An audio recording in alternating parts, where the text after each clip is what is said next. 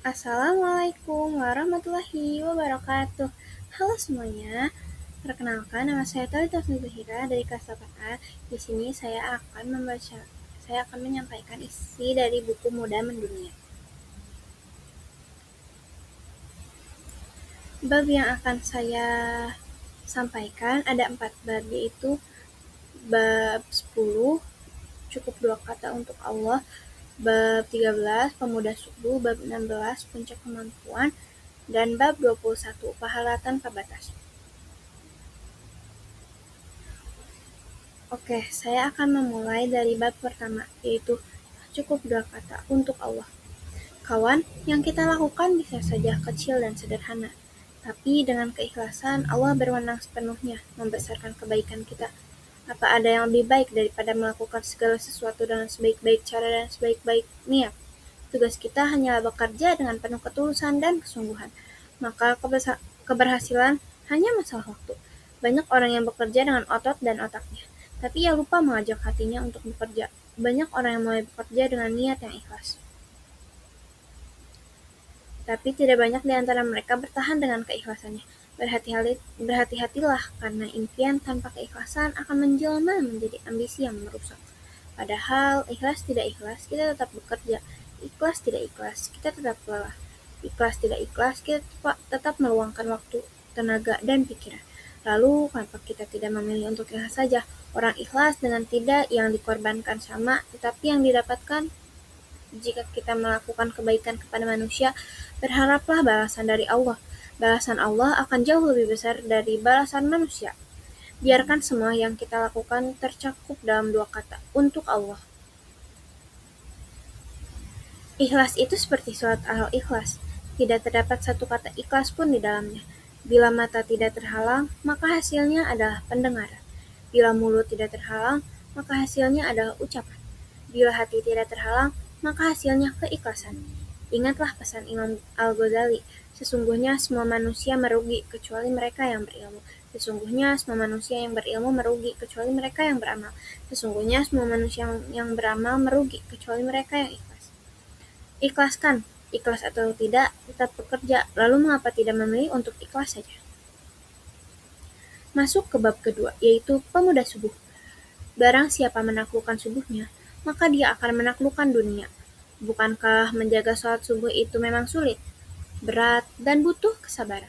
Lantaran itulah Allah bersama orang-orang yang sabar.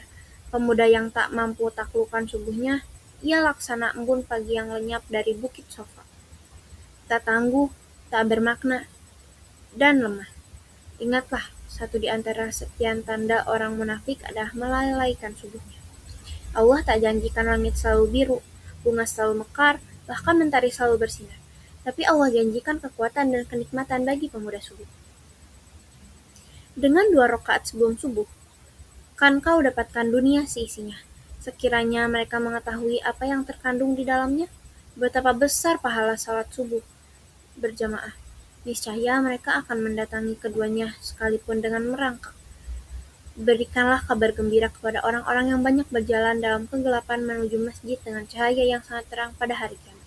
Rasulullah SAW bersabda, Ya Allah, berkahilah umatku selama mereka senang bangun subuh. Sejalan dengan pesan salah seorang ulama, subuh merupakan waktu turunnya rezeki, turun keberkahan. Jika ingin mudah menaklukkan dunia, mulailah dari menaklukkan subuhmu. Setiap hari dimulai. Sangat merdu suara azan dari corong masjid mengiringi langkah kita menuju sebuah keran untuk membasuh air wudhu. Saat orang masih tertidur atau justru masih berpeluh keringat dosa di tempat maksiat, pemuda subuh berwudhu. Saat yang lain tidur, pemuda subuh mengambil sajadah, menuju masjid Allah, memenuhi panggilannya, menyerukan kemenangan dan kebijakan. Terdapat pesan pada subuh nan jelita, di mana dingin yang mulai menyusup dalam rahang jiwa, namun tak gentar pemuda subuh menyelaminya. Subuhku berpesan, cintailah yang berhak dicintai, sayangilah yang berhak dan pantas disayangi, yaitu para pemuda subuh. Jika ia tak mampu memimpin subuhnya, lalu bagaimana ia mampu memimpinmu? Di sini kita akan masuk ke bab ketiga, puncak kemampuan.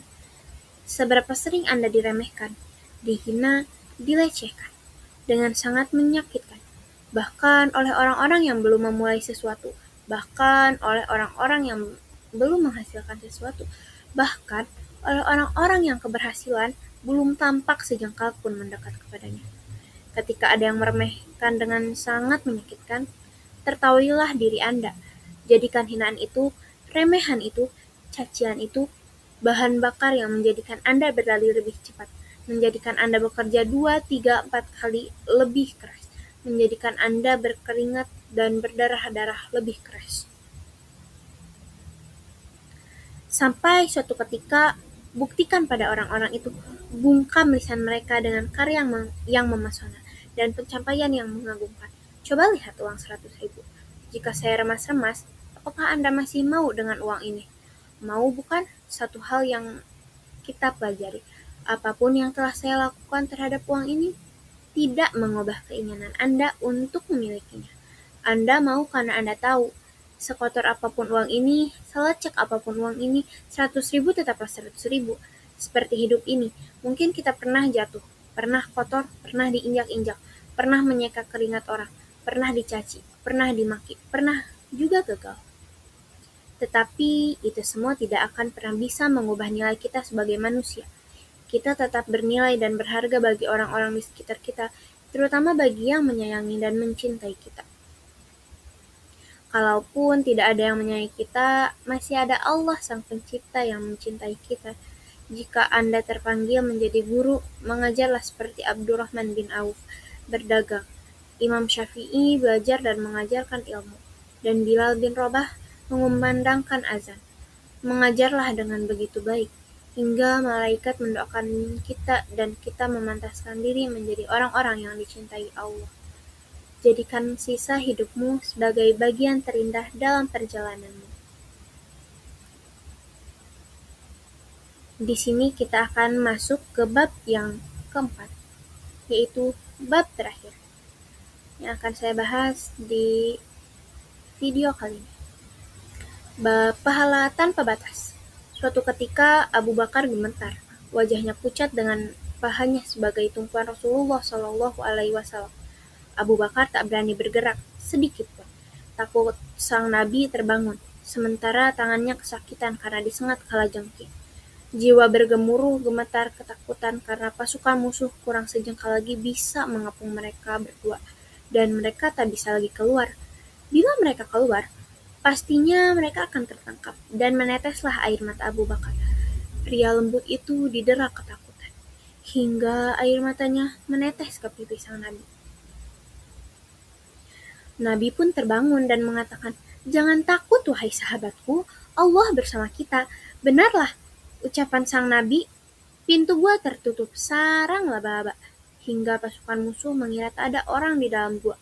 Kurang setapak saja, mereka akan menemukan Rasulullah dan Abu Bakar. Tapi Allah melindunginya dengan cara yang tak pernah kita bayangkan. Kenapa Allah itu memberikan kita cobaan, masalah, kesedihan, sehingga kita diminta bersabar.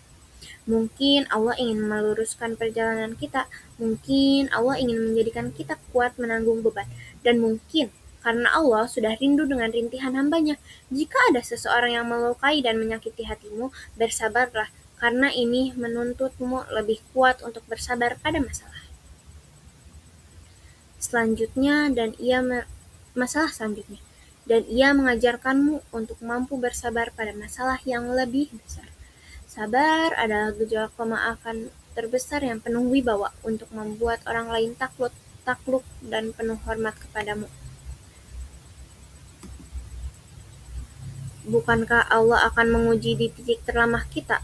Oleh karenanya, Allah mengaruniakan pahala tanpa batas kepada mereka yang bersabar. Sesungguhnya hanya orang-orang yang bersabarlah yang dicukupkan pahala mereka tanpa batas. Quran Surat Az-Zumar ayat 10. Saya ulangi dan perjelas, pahala tanpa batas. Tidak ada kebaikan yang sempurna tanpa kesabaran, karena kesabaran adalah nafas yang menentukan lama tidaknya sebuah kebaikan bertahan.